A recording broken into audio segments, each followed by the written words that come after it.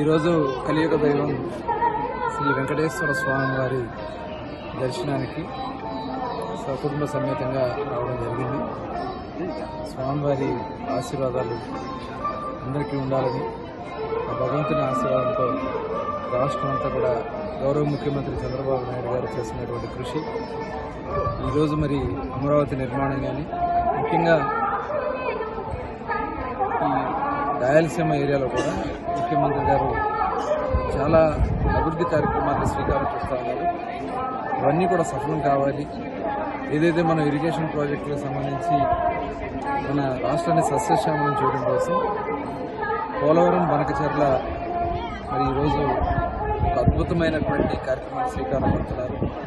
ఆ స్వామివారి ఆశీర్వచనాలతో అవన్నీ కూడా సఫలం కావాలని చెప్పి తద్వారా రాష్ట్రం సస్యశ్యామలంగా ఉంటే పంటలతో అందరూ కూడా సుఖ సంతోషాలతో ఉంటారు. చాలా ప్రతిష్టాత్మకమైనటువంటి కార్యక్రమాలకి ఇవాళ గౌరవ ముఖ్యమంత్రి గారు శ్రీకారం చుడుతున్నారు.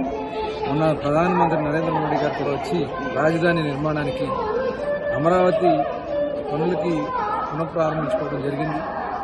దాదాపు 60,000 కోట్ల రూపాయల పనులు ఆ నిధులన్నీ కూడా అమరావతి స్వయంగా తెచ్చుకుంటా ఉంది. దాంట్లో రాష్ట్ర ప్రభుత్వం నుంచి కానీ లేదంటే ప్రజలకు సంబంధించింది కాదు ఇదంతా కూడా అమరావతి స్వయంగా రావడానికి అవకాశం ఉన్నటువంటి ప్రాంతం.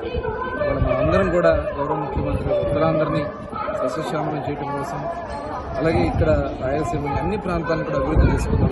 అందరూ కూడా భాగస్వాములు అవుతాం.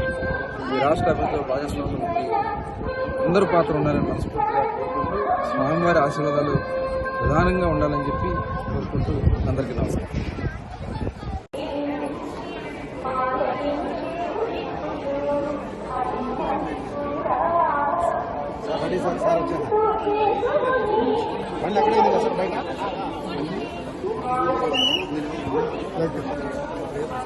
మరిన్ని ట్రెండింగ్ వీడియోల కోసం న్యూస్ 18 తెలుగు యూట్యూబ్ ఛానల్ ను సబ్స్క్రైబ్ చేసుకోండి.